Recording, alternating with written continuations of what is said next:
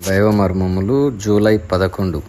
సహోదరుడు భక్త సింగ్ గారి అనుభవములో దేవుడు ఆయనకు బయలుపరిచిన మర్మములను అనుదినము పంచుకొనుట.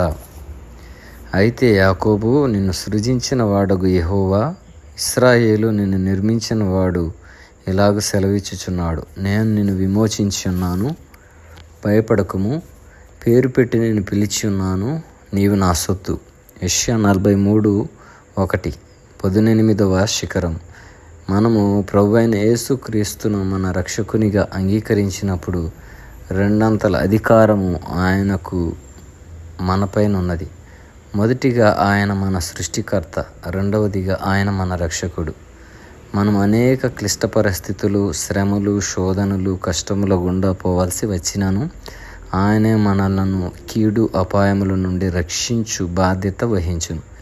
ఏ భేదము లేకుండా మనలో ప్రతి ఒక్కరము ఏదో ఒక రకమైన క్లిష్ట పరిస్థితి, పరీక్ష లేక శ్రమల ద్వారా పోవలసి ఉన్నది. ఇశ్రాయేలీలు ఐగుప్తులో నుండి బయటికి వచ్చినప్పుడు వారు ఎర్ర సముద్రము గుండా వెళ్ళవలసి వచ్చెను. నిర్గమాకాండము 14:6-29 ప్రభు ఎట్లు వారిని ఎర్ర సముద్రము గుండా క్షేమముగా దాటించునో వ్రాయబడి ఉన్నది. శత్రువు మనల్ని ఏ రీతిగా వెంటాడినను పర్వాలేదు, చివరకు వాని తంత్రములన్నీ వ్యర్థం చేయబడును. మరియు ఒక దినమున శత్రువు దేవుని శక్తి చేత మిరింగివేయబడుటను నీవు చూడగలవు. ఆత్మ సంబంధముగా మోసపరచుటకై శత్రువు మనకు విరోధముగా లేచినప్పటికీ వారు ఏ కీడు చేయుటలోనైనను జయము పొందలేరు. కొన్ని పర్యాయములు వారు ఆస్తులకు నష్టము కలిగించవచ్చును, కానీ ఆత్మీయముగా నష్టము కలిగించుటలో వారు విజయము పొందలేరు. మనల్ని విమోచించుటకై యేసుక్రీస్తు ప్రభు గొప్ప క్రయమును చెల్లించెను. మత్తయి 13:44-46 మనలను తన స్వాస్థ్యముగా సంపాదించుకొనుటకై ఆయన తనకున్నదంతయు అమ్మివేసినని చదివేదాం. మనకున్న అల్పమైన జ్ఞానమును బట్టి మనము తప్పులు చేయక ఉండలేము. అయితే ప్రభు మనతో, మీరు నాకు చాలా ప్రశస్తమైన వారు అని చెప్పుచున్నాడు. అంతేగాక మనము తప్పిదములను చేయకుండా తప్పించుట కూడా సాధ్యమైన ప్రతి ఏర్పాటును ఆయన మన కొరకు చేసి ఉన్నాడు.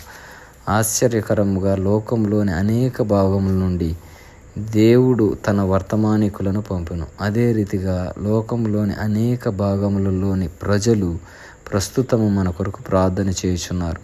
మనం ఆయనకు ప్రశస్తమైన వారమైనందున అనేక మంది దేవుని ప్రజల చేత ప్రార్థనలో ఎత్తిపట్టబడుట వలన అనేక అపాయముల నుండి కాపాడబడుదుము.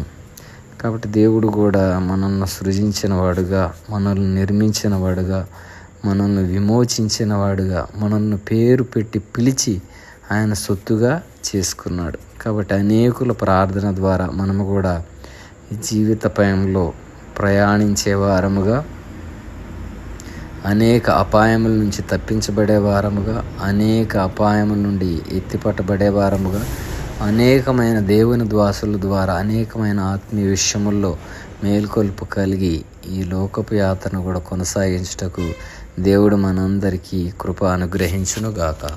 ఆమేన్.